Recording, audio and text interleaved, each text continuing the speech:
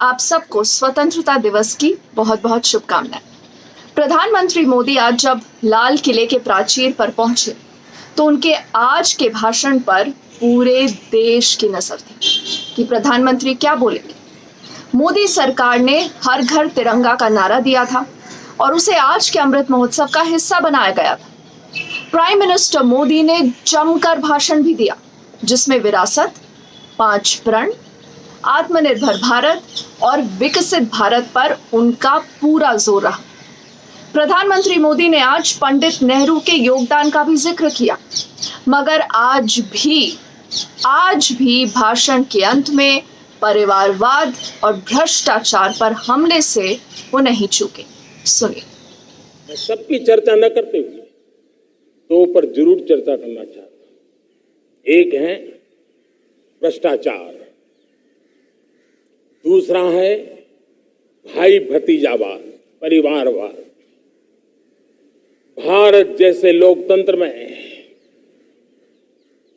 जहां लोग गरीबी से जूझ रहे हैं,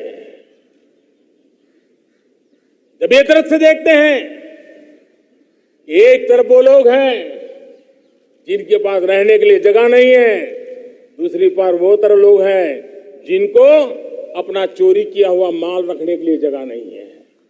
ये स्थिति अच्छी नहीं है और इसलिए हमें भ्रष्टाचार के खिलाफ पूरी ताकत से लड़ना है। पिछले 8 वर्षों में डायरेक्ट बेनिफिट ट्रांसफर के द्वारा आधार, मोबाइल, इन सारे आधुनिक व्यवस्थाओं का उपयोग करते हुए 2 लाख करोड़ रुपए जो गलत हाथों में जाते थे उसको बचा करके देश की भलाई के लिए काम लगाने में हम सफल हुए हैं। जो लोग पिछली सरकारों में बैंकों को लूट करके भाग गए, उनकी संपत्तियां जब्त कर करके वापस लाने की कोशिश कर रहे हैं। कईयों को जेलों में जीने के लिए मजबूर करके रखा हुआ है। हमारी कोशिश है जिन्होंने देश को लूटा है उनको लौटाना पड़े, वो स्थिति हम पैदा करेंगे। दूसरी एक चर्चा मैं करना चाहता हूं, भाई भतीजावाद। और जब मैं भाई भतीजावाद, परिवारवाद की बात करता हूं तो लोगों को लगता है मैं सिर्फ राजनीतिक क्षेत्र की बात करता हूं। जी नहीं, दुर्भाग्य से राजनीतिक क्षेत्र की उस बुराई ने हिंदुस्तान की हर संस्थाओं में परिवारवाद को पोषित कर दिया है। परिवारवाद हमारी अनेक संस्थाओं को अपने में लपेटे हुए है और उसके कारण मेरे देश की टैलेंट को नुकसान होता है, मेरे देश के सामर्थ्य को नुकसान होता है। जिनके पास अवसर की संभावनाएं हैं वो परिवारवाद, भाई भतीजे के बाद बाहर रह जाता है। भ्रष्टाचार का भी कारण ये भी एक बन जाता है ताकि उसका कोई भाई भतीजे के कार्य आसरा नहीं है तो लगता है चलो भाई कहीं से खरीद करके जगह बना लूंगा।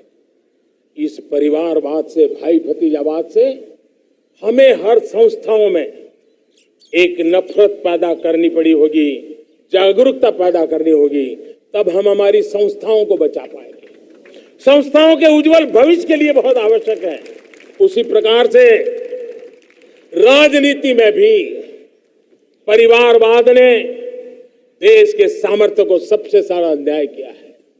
परिवारवादी राजनीति परिवार की भलाई के लिए होती है, उसको देश की भलाई से कोई लेना देना नहीं होता है। और इसलिए लाल किले की प्राचीर से तिरंगे झंडे के आन बान शान के नीचे भारत के संविधान का स्मरण करते हुए मैं देशवासियों को खुले मन से कहना चाहता हूं, आइए हिंदुस्तान के राजनीति के शुद्धिकरण के लिए भी, हिंदुस्तान की सभी संस्थाओं के शुद्धिकरण के लिए भी हमें देश को इस परिवारवादी मानसिकता से मुक्ति दिला करके योग्यता के आधार पर देश को आगे ले जाने की ओर बढ़ना होगा। फिर क्या था, सियासत परवान चढ़ गई। कांग्रेस ने प्रधानमंत्री के संबोधन पर ही सवाल खड़े कर दिए। अब देखिए, कांग्रेस का यह आरोप है कि आजादी की विरासत पर प्रधानमंत्री मोदी का दावा नकली है। वो सिर्फ बोलना जानते हैं, कुछ करना नहीं। सुनिए कांग्रेस ने क्या कहा। 75वें स्वतंत्रता दिवस की बहुत बहुत शुभकामनाएं हो। आज का दिन ऐसा तो नहीं है जिस पे सियासी बात की जाए, राजनीतिक बात की जाए, लेकिन कुछ परंपराएं बदली जा रही हैं इस देश में और बदलने वाले प्रधानमंत्री स्वयं हैं।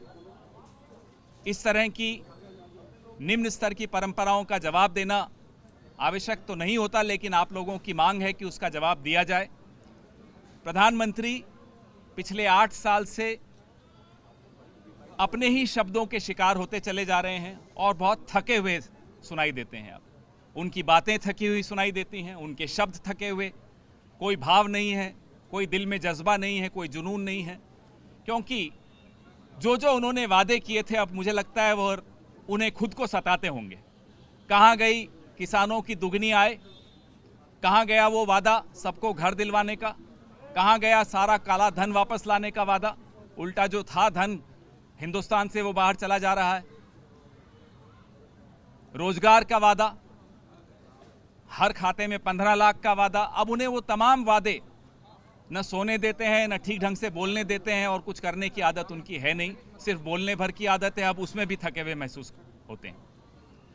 जो उन्होंने कुछ राजनीतिक बातें की, मुझे लगता है वो भारतीय जनता पार्टी का आंतरिक मसला है। जो भारतीय जनता पार्टी में एक परिवारवाद है, एक आदमी जिसने लॉर्ड्स में कोई सेंचुरी लगाई हो, शायद मैंने तो नहीं देखा, वो क्रिकेट में एक बड़े पद पर जाकर पहुंच गए हैं। एक और मंत्री हैं जिनका बेटा फॉरेन सर्विसेज तो शायद नहीं पास किया, लेकिन एक बहुत बड़े थिंक टैंक में बहुत बड़े पद पर है। तो अब वो हमला अपने ही मंत्रियों पर है, अपने ही मंत्री पुत्रों पर है, यह मोदी जी खुद बताएंगे। लेकिन देश आज उनसे उम्मीद करता था कि वो अपना रिपोर्ट कार्ड देंगे, 8 साल का हिसाब किताब देंगे। कहाँ गया वो वादा? किसानों की दुगनी आय का वादा। किसान परेशान, इंतज़ार कर रहा था कि आज कोई जवाब मिलेगा। हर व्यक्ति को पक्का घर, हर घर में नल, हर नल में जल, ये तमाम जो उनके खोखले नारे थे जिनको अमित शाह खुद ही जुमला कहते हैं, उन तमाम नारों पे उम्मीद थी कि आज कुछ हिसाब किताब देंगे, कोई रिपोर्ट कार्ड देंगे। प्रधानमंत्री ने पूरे देश को और अपने समर्थकों को भी आज निराश किया। हाल ही के दिनों में कांग्रेस अध्यक्ष सोनिया गांधी और राहुल गांधी की एनफोर्समेंट डायरेक्टरेट द्वारा पूछताछ के बाद से ही कांग्रेस हमलावर। कांग्रेस ने काले कपड़े में महंगाई के खिलाफ विरोध प्रदर्शन भी किया और उसके बाद आपको याद होगा प्रधानमंत्री मोदी ने ये कहकर पलटवार किया था कि काले जादू से कुछ नहीं होने वाला। और आज भी कांग्रेस ने दिल्ली से लेकर कर्नाटक तक अलग से आजादी जश्न का मार्च निकाला और उसका पूरा आयोजन किया। कांग्रेस और बीजेपी और खास तौर से प्रधानमंत्री मोदी के खिलाफ कांग्रेस पार्टी लगातार हरकत में। विपक्षी एकता की कोशिश में नीतीश कुमार को बिहार में समर्थन भी दिया है। 28 तारीख को दिल्ली में महंगाई के खिलाफ रैली भी बुलाई है। तो ये बिल्कुल आईने की तरह साफ है कि कांग्रेस के निशाने पर प्रधानमंत्री मोदी और बीजेपी है, जबकि प्रधानमंत्री मोदी के निशाने पर कांग्रेस के साथ साथ कथित तौर पर परिवारवादी पार्टियां। जाहिर है आने वाले दिनों में ये घमासान बहुत बढ़ने वाला है। आपको क्या लगता है? मुझे कमेंट सेक्शन में ज़रूर बताइएगा। अगर आपने अभी तक मेरे YouTube चैनल को सब्सक्राइब नहीं किया है तो आपसे गुजारिश है कि चैनल को ज़रूर लाइक और सब्सक्राइब करेगा। फिलहाल के लिए थैंक यू।